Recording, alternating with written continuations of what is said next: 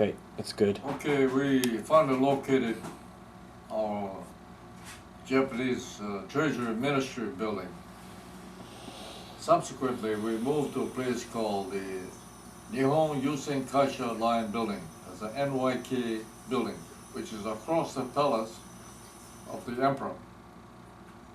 And about 2.5 blocks from Daiichi building where General MacArthur's headquarters was. I used to see him go in and out of the building. Anyway, the people began to come down from the hills and wherever they were hiding. I started seeing all these ladies and good-looking girls and older guys all coming back into town. And then my friends started to drift in from China, Burma, India, Nanking, China, all over the Pacific. So we all met at our building called NYK building, and then we said, hey, let's go out and have beer.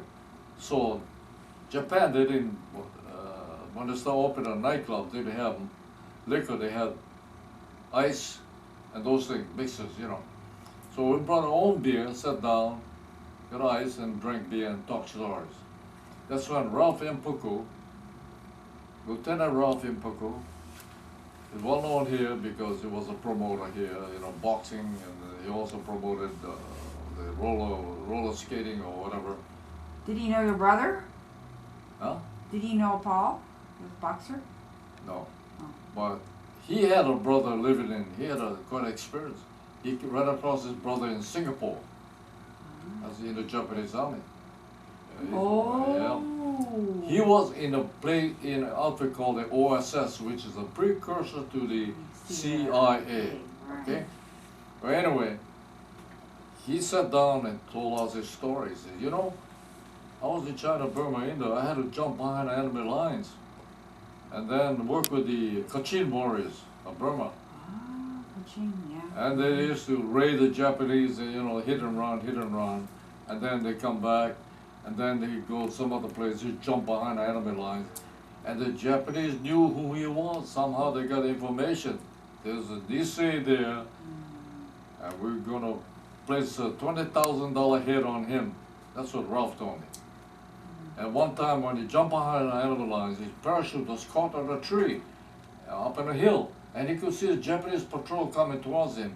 He finally cut the cords, jumped down on the ground and ran away. And that saved his life. He said, that is the kind of stories I heard. And then my friend Kobayashi, he says, I said, well, what is this 2 battle stars on a ribbon? He says, oh, Chinese offensive and defensive. What do you mean by that? Oh, we want to offense, they're chasing us, so it's defense. So what did you do? He said, I was a spy. Spy? Yes.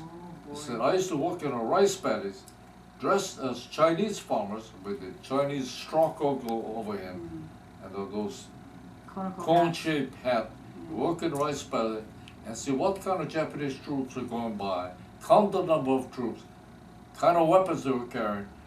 Then he will go back to his grass shack and take the shortwave radio from the ground and transmit the information. I said, that's kind of risky. Oh yeah, if they catch me, I'm dead, he says. And that's what he used to do. So you can see the kind of jobs we did. They call us interpreters. We were not interpreters. That is an insult. We were combat intelligence. We were on patrols. We captured prisoners. We interrogated them. We read documents, translated documents to give good intelligence information to our superiors. That's what we did. So to call us interpreters, that is an insult to me. But anyway, so life in occupation was fairly good. Things began to get better and better. More nightclubs opened up. More pretty girls started showing up. And we had a good time. Then I befriended a family, and they invited me over for dinner one night. But there was a curfew, 10 o'clock curfew. You gotta be home by 10 o'clock. Otherwise you gotta stay where you are. Well, we had, you know, they just simple food. They get a lot of tsukemono and rice, and that's all they had. I used to bring them some meat, so they were happy. And so, oh, look at the time. My goodness, it's 10 o'clock. I can't go by. So why don't you sleep upstairs? Okay. They fixed me up this bed. And they have this butsudang, you know, Japanese small little temple. Mm-hmm. Pray for the ancestors. It was right by my head. I slept with a futon there. It was winter time, so it's kind of cold, you know. And in the middle of the night, I wake up, I get a feeling somebody is watching me. And I have double futon, so I can't see my feet. So I pull a futon back. Wow! I see this old lady sitting down on her knee like that. Gray striped kimono, looking at me like this. I blink my eyes, I look again. She still look at me. Oh wow! You know, what is this, boy? You know, that thing disappeared. So I cover my head, boy. Wow! And I was sweating. Jesus, I don't want to let that other people that are living there know that I'm scared. Well, next morning I woke up, and then we were having breakfast downstairs. You know, simple Japanese breakfast. Tsukemono, ochazuke, you know, that kind of stuff. Ume. Mm-hmm. So I enjoyed that because something different. And I told him, hey, what's in the room there? So what do you mean? I saw this lady sitting by my feet. Gray kimono, pinstripe. This lady said, that's my mother. What do you mean that's your mom? My mother committed suicide in there. So what did you tell me? What did you put me in there for then? You know. I never went back. My friend Clarence Miyagi. He was invited. Then he came back, he told me, Art, you've been there before, you slept in a room? I said, yep. Why? He said, oh, I see this old lady looking at me. So I wasn't imagining, you know, it actually happened.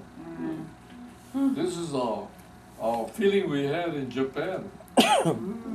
Our tour there was all right, you know, and just before I came home, because I had so many points, I had combat points, all of those things add up, so you come home early.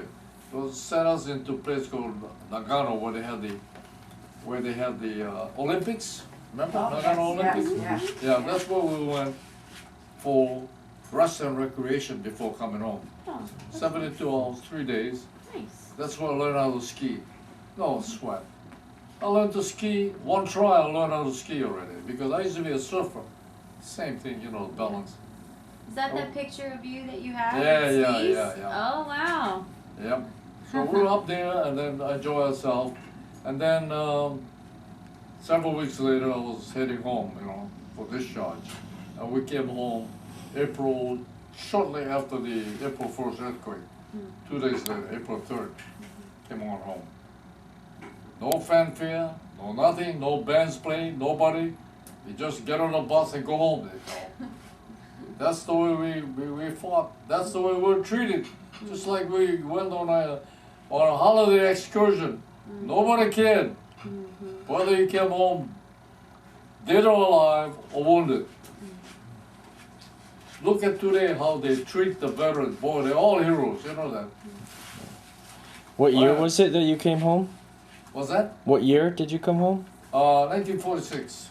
46. April 1st, 46 was when we had a big earthquake here, if you guys recall. And then tsunami hit Hilo. Oh, that's right. Yeah, we That's were right. en route home when that happened. That's right. Then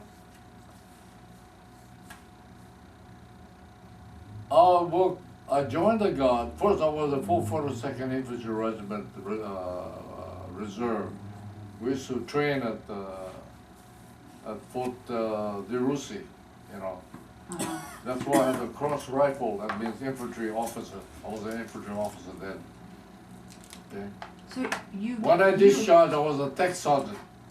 Uh-huh. I was a tech sergeant, but they gave me a commission. Because I was in reserve, they gave me a commission. Direct commission, they call it. Okay? But then you were part of the 442nd then? No, I went to 442nd, stayed there for about a year.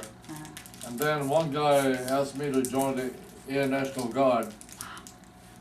And so I transferred to the Air Guard, and so I stayed there. So I stayed at the Air Guard, and then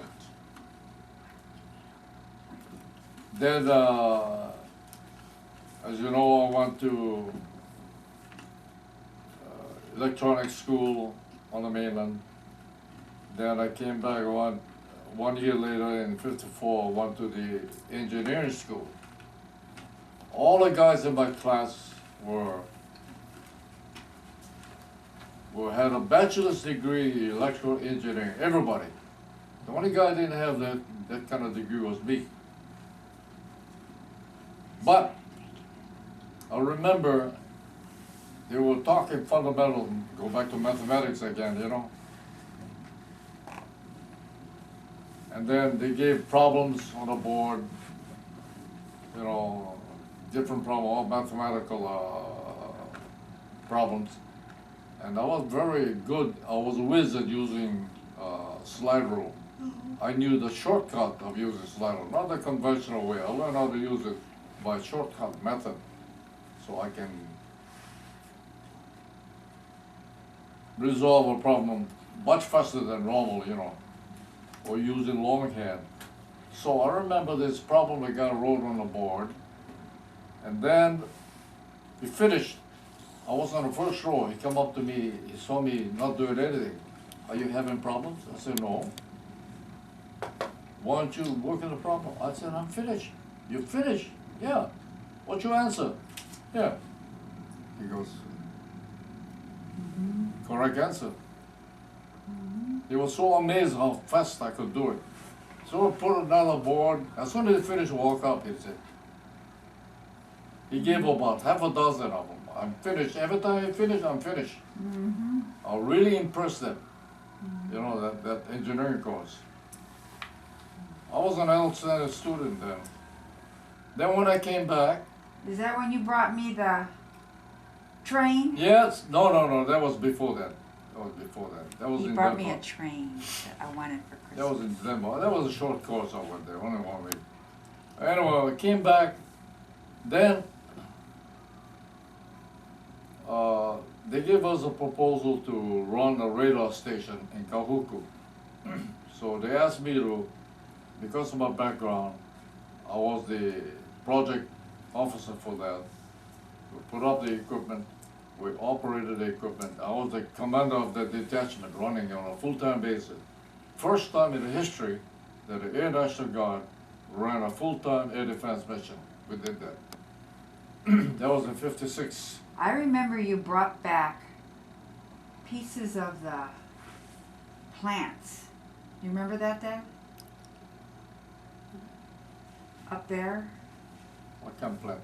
It was like all this real wet stuff, like ferns and lichens and all that. Oh, that was Kaala. Okay. That was different. Well, anyway, then the Air Force proposed that we come out with a permanent, that was a temporary system, permanent air defense system, one in Haleakala and one in Koke, Kauai. The Air Force project would be $3.2 million to do it. They did not have the money, so they approached the National Guard Bureau in Washington, asked them, if you guys can do it, you can have it for permanent basis, forever and ever. So they came to Hawaii and they asked my boss gave it to me. I look at the figure, $786,000, as opposed to $3.2 million by the Air Force. I said, how are we gonna do with this kind of money? So why don't you figure out whether you can or cannot? All right. So I flew to Koke and look at the layout, see where we can get the water, look all for the infrastructure kind of a thing. Number one is we have to have communication, get back to the islands. That's what it costs me now. Because it's 92 miles across the water. And then to relay the information, Koke is very hilly country, you know. They gotta get so many different repeater stations to get down, get to the shoreline, over the water, and then pick it up again with 2 more stations on Oahu. that would have killed us right there. So I began to figure about how can I do it one shot going over the mountain. I said, okay, I'll try. Go make a test. So I designed an antenna system, high gain antenna system. They boost the signal by 20 dB. How to explain what 20 dB is? 2 dB is twice the power. 20 dB is 20 times the twice. You know, almost at 40, 50 times, you see. Okay, so I designed it. You cannot keep doing that, then the bandwidth starts squeezing and you can't pass all the band through it.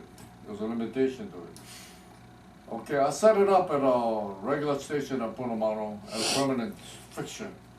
Then I took this antenna to Koke Kauai, mounted the equipment on a flatbed truck with the antenna with a crank on it. They started to move around the side to see which location best signal. They found a spot. They go up and down and measure the signal. They hit the point, went up, go left, go up, and then left.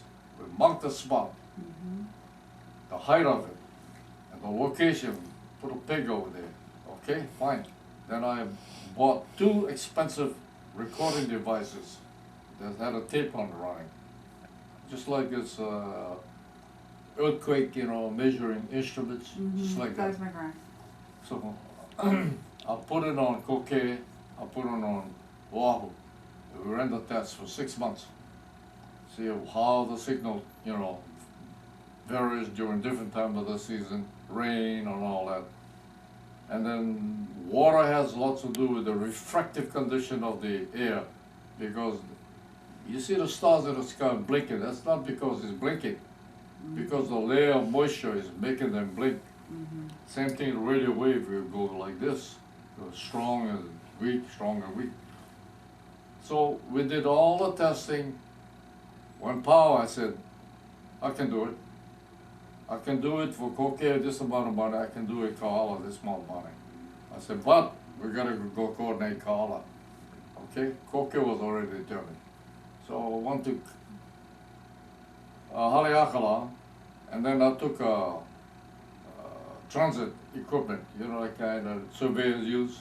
I know how to use it. So we took measurements all around, found a location. This is the best location here. So we pinned it down. Then we need to coordinate with the television station, KGMB and Oliver. They had a relay station there. The University of Hawaii on another adjacent site. So we had a meeting first with University of Hawaii. The dean of the engineering department was against it. He said, we're going to interfere with you guys. So tell me, what kind of interference are you talking about? Be specific. So you guys be there, a lot of the electronics going to interfere. I said, what specifically are you talking about? You know, you talk in generalities. We need to be specific. All right, so let's have a meeting then. Then they bring in the doctor of electrical engineering, the guy that specializes in that. So I wired Washington, hey, send me some guy similar caliber to fight for me. Nothing doing. They sent me an engineer from the General Electric company. The guy ran rings around him. You know that? But this engineer didn't know how to question it. So I questioned him. I said, give me proof. You only saying theoretical things. You are not giving me the actual proof. Show me data. You couldn't show me data. He got mad at me. So, oh, you guys going to create a lot of dust and ionize the air. Okay, show me how is it going to be ionized. Show me facts and figures. Well, tests show ionization of air. He couldn't produce that. They want to talk in theory. I said, on facts. Well, the dean won't move. He won't budge one bit. Then the television station. The guy came, oh, you guys going to interfere with us. Again, I said, how? What kind of interference? Show me. You couldn't show me. I said, I'll tell you what. You come with me to Cocohead. We got a radar up there. I'll put, here's a 2 megawatt radar stay transmitting. I'll put a receiving antenna, you know, TV receiving antenna, ran the damn thing to another room. I put the channel 7 on. I said, put them on, okay, ready. I said, you see any difference, any hormone pattern? You see nothing. How are we going to interfere with you guys? The guy said, oh, I can't. My boss said, don't do it. So we were dead. We can't get polyalkali. Well, then I thought about Cocoa Head. We can remote it down, but the coverage is not going to be good. It's too low elevation. But going through the FAA came through and says, hey, you guys want to go joint use without the Mount Carmel? 4,225 feet? Oh, I jump at it. Yeah? Who's going to build a road? He said. He said, we'll build a road. Hey, building a road is expensive, you know. So you guys build the site complex, you know, all the buildings, the water system. Immediately I know how much it's going to cost because I experienced the cocaine. I said, okay, we'll do it. Let's sign a joint use agreement. So I joint use agreement. In the meantime, I started cocaine. Okay, had everything all designed, put them in position. It started to operate, started transmitting perfect. The signal was exactly what I said, no problem at all. You know that? And meantime, I work on Mount Carmel. Run into all kinds of problems. For example, they have to go through a razorback ridge. I mean razorback ridge. I remember you telling me You this. stand one leg on Waianae side, one leg on North Shore side. You can see it go down. 3,000 feet there, 2,500 feet there. You know how J.M. Tanaka, the contractor, did it? They had guys tied to a hawser rope. They got crawl across, tied to a big tree on the other side. They all tied themselves to the tree, pick a shovel, widening and widening until you got it wide enough for a bulldozer, you can start bulldozing. Wow. Then the bulldozer fell down the hill, 2,000 feet down. It No tumbled and kidding. tumbled and tumbled, landed upright, and ran until the bulldozer ran out of fuel. No kidding. Yep. And then we got the road figured out until we came to about the 2,500 foot level. The geophysicists came up and said, you guys can't build a bridge over there. Why? There's a fault over there. Oh my God, now the project is dead. Well, I said, do some further testing, William, and give me the final result. Well, 2 weeks later, 2.5 weeks later, he came back and says, no, this is a minor fault. You guys can build a bridge. Wow. Gee, that would nail the project. So they built the road, and then I have another problem. I need to put a 90-foot antenna poles for air-to-ground radio equipment. They can't get the poles up that because it's too steep. So I had this high-priced engineer trying to figure out. Finally, I said, pee on that. These damn engineers, they don't know anything. So I sat down and started to figure out how I'm going to do it. Interference problem, adjacent antennas. I built my own, designed my own tower, steel tower. And I get good separation between antennas. And then all theoretical now, mathematical calculation now, using certain frequencies. And then I figure, well, we use it kind of frequencies, and we put so many antennas here, so many here, and then we won't have trouble because they call it intermodulation product.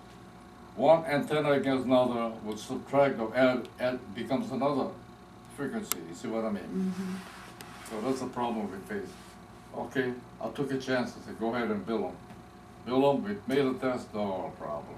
No problem. Cocaine, water was the problem. We're looking for water. We had this Russell Smith, he had his own engineering company. He said, oh, no problem. I'm gonna make a catchment area, just catch my water system like Kona. So my boss said, let him work that part. All right. Months go by. Nothing's done.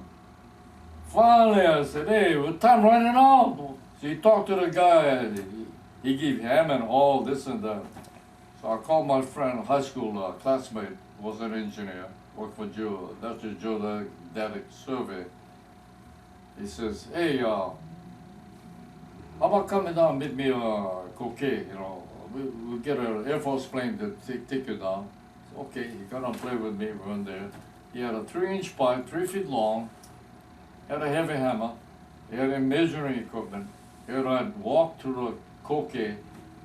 So he said, whenever there's a valley and the water is out there, it's all gonna flow through the valley, you know, underground. It must be underground stream, he told me.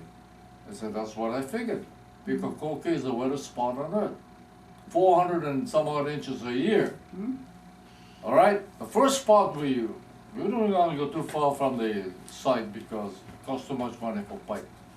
So he got the pipe to go down 3 feet, the water shut up. Just like hitting an oil well. And then he put an instrument on top, and then measured the amount of water flowing is 78 gallons per minute. Oh my goodness. Now, how pure is this water? We took some samples, sent it back to the lab in Honolulu. I got a report back in a week. Pure water, no bacteria. Oh my And God. then we measure the distance of little over 100 yards, what cost of the pipes, cost of the well, cost of the pump. Hey, within budget, we got a water system. Wow. Then I got all this thing going, Linda. When I got through, I returned $4,000 back to the Air Force. Wow. I came way below the budget. You know what I got? Zero. No recognition, no medals, no nothing. Oh, really, Dad? Yeah, and John Carroll saw that lady and said, I'm going to do something about that, you know. I said, I forget a long time ago. Then the radar extension of that Coquet radar, supposedly 225 miles. Then to figure the warning time and not adequate, we got to go 100 miles more. So I began to calculate. I said, we can increase them by 100 miles, but we need to test. So I gave orders to conduct the test. We ran the test for about 6 months. Perfect. So we submitted the proposal through channels to the engineering firm command in Oklahoma City. We got approval. We increased the range by 100 miles at a cost of minimal amount. You know something? If you do that, they had a bonus plan to pay the guy who made the proposal. You know how much I got? Zero. How come? Oh, my boss is like that. Zero! I could have made several $1,000s on that. Then he gave me zero. Okay, that took care of all that. Then, Is that system still in place, Dad? yep, yeah, it's still there. Then we got this, we had to improve the point-to-point radio system that I put in. So we had enough money. I went to Collins Radio Company to buy the latest microwave equipment. That means for Coquet, go down, go to Kukui'oloni, over water to Mount Carmel, down to Wheeler. Well, when they came in, they said, 2 point some odd million dollars. I said, hey, Collins, we don't have that kind of money. So I said, why don't you come over and let's take a look at it. I flew to Richardson, Texas. We sat down with the engineers. I said, you know what it costs us right here? I said, you guys gotta build a road. There's nearly $1 million of road you guys building. And a power line. I said, right over here on this corner, next to the road, is a power line. Why don't you guys put it over there, and then you put the billboard over there, bounce the signal over there, hit this antenna, and go right down towards Barking Sands, and then to Kukui'oloni, over water to Kahala, down to Wheeler. Came in within budget. You know how much money I got out of that? Zero. Zero! I mean, all this thing, John Carroll read that, he said, by God, they should have given him a medal a long time ago, you know. How did he get to read it? Well, I had to give a history of the hang recently. I sent John Carroll a copy. He told me, wow! No. Okay, now, going back to Fort Ruger, this is where I talk about ghosts. This is the ghost story. Now, I'm not trying to make up stories. Oh, no. I'm telling you a fact because what I saw, what others saw. They tell me that some people are sensitive to paranormal activities. Erica can vouch for that. She has that ability to sensing, you know. The office I was an old building. 1905, 1902 built. And from what I said, there used to be an old Hawaiian trail going through there. Now, there's only one part of the office that problem. That was our office upstairs. The janitors used to be scared because they hear noises, their footsteps, nothing there. Their husbands would come over there and sit with them. One night they were sitting out on the porch when they heard the footstep above on the second floor. They ran outside, they looked, nobody there. So he said, I tell you what, I go up the stairs, you go come through the back, and we'll meet in the hallway. They both ran and met in the hallway. The footstep is in the ceiling, in the roof. Then they quit. The two ladies quit. One Japanese man came over there. He worked for a while. He used to come late, you know, and then work late. Then I noticed I come to work at 3:30, start working. His name was Mr. Fuji. Mr. Fuji, how come you working so early? I said, oh, this place no good. I said, why? We get obake here, obake. Obake means spooks in Japanese. Oh yeah, what did you see? Oh boy, I hear steps, nobody there. I hear doors open and close and nobody there. You know, some funny kind of things happening over here, you know. Well, it did, because guys used to complain using a men's toilet. They using a men's urinal, standing doing the job. They feel somebody brushed past them, and nobody's there. The water go on and off in a faucet, nobody there. And when they sit in the toilet and they close the door and the shiny concrete floor, they see shadows moving about. They open them up, nobody's there, you know.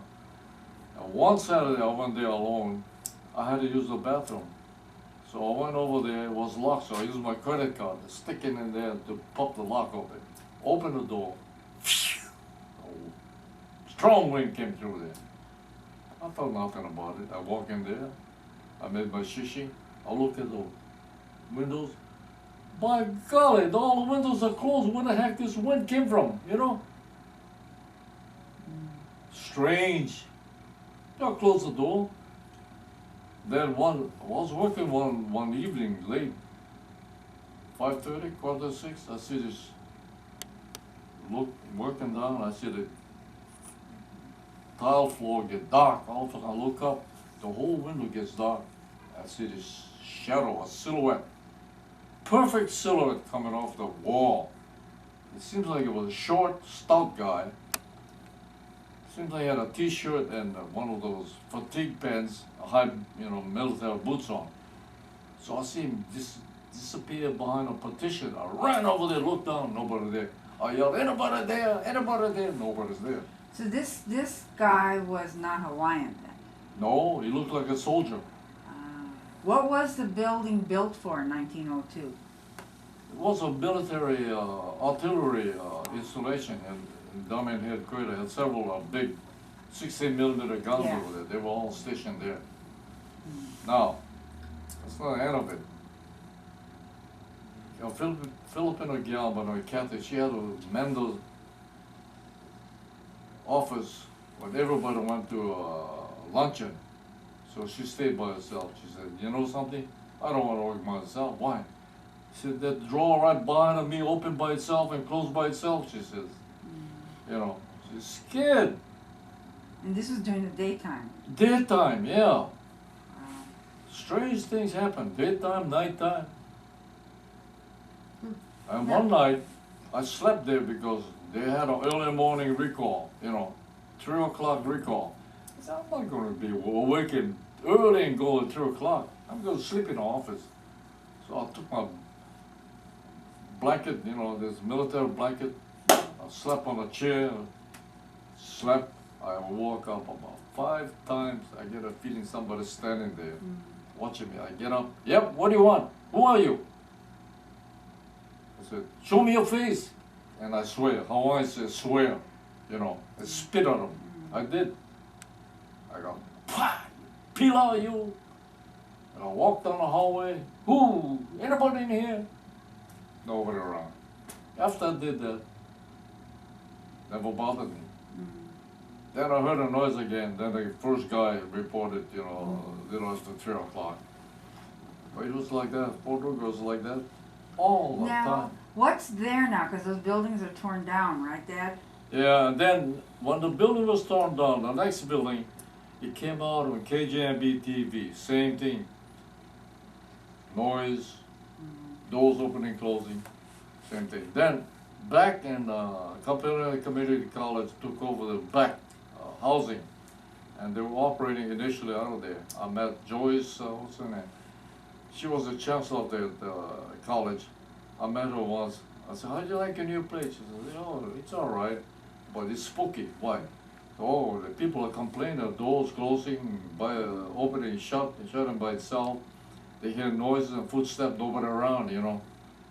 Then I talked to Reverend Kiner, the one that blessed Todd's store. He said, oh yeah. He had a call once to come and bless the place because this lady put a picture on the wall, it keeps dropping down. Put on the wall, it keeps dropping down. Finally, he came over there for the tea leaves and the holy water and sprinkled and said the spirits. That's it. He stopped. You know, the whole area, he the one told me. It used to be a Hawaiian trail going right through there. You know, so having this sense of paranormal activity, I have that. When I was in San Francisco at the old Stewart Hotel, they give me a room, open the door, I back off right away. Hey, I don't want the room. I find some other room. When I went to Korea, they gave me a VIP quarters, huge building with about 1, 2, 3, 4 bedrooms. So they showed me, this is your bedroom. I walk in there, wham, I stopped. Cold, man, I feel cold in there. I said, no, I don't want this room. I go to the next room, same feeling. So I said, how about the one across?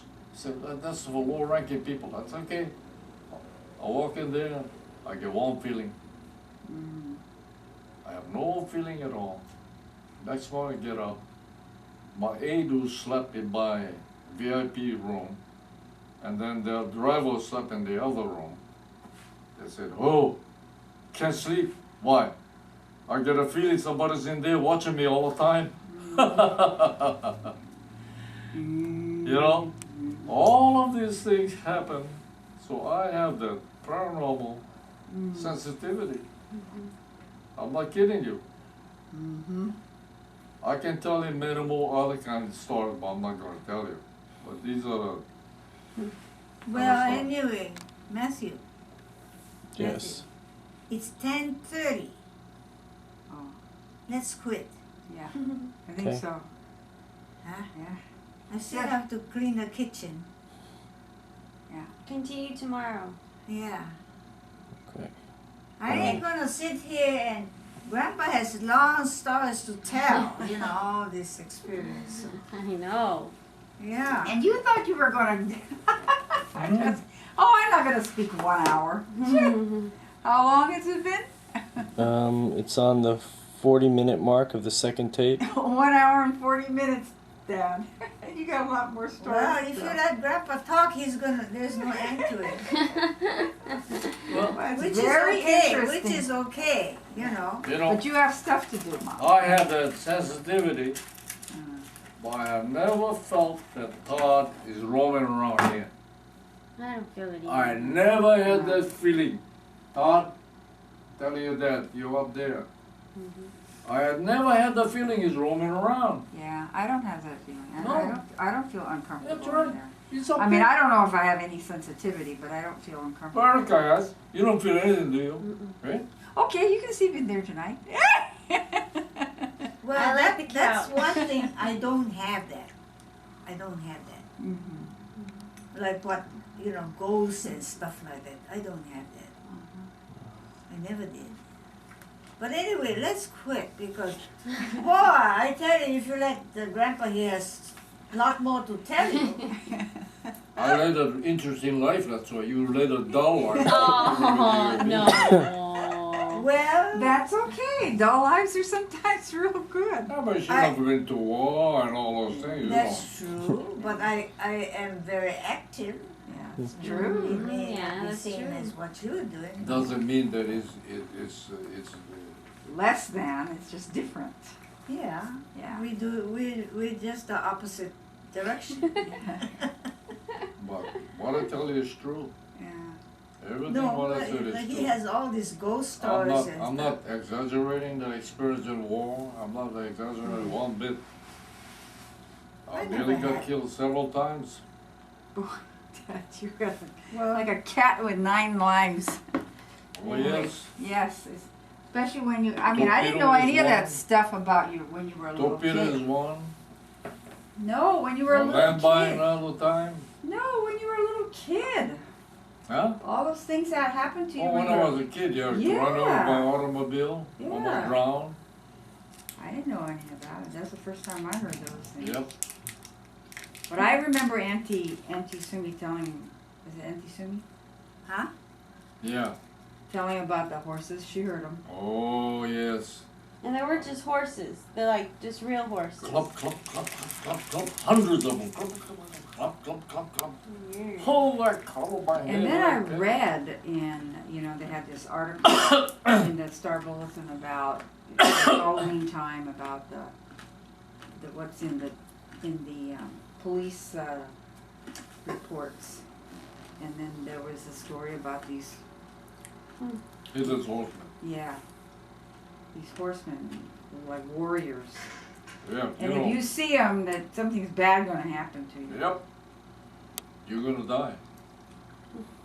But you told me once that some old Chinese guy who owned a store in Kapahulu or something was the one who was talking about it, and he heard about that. He heard it and he saw.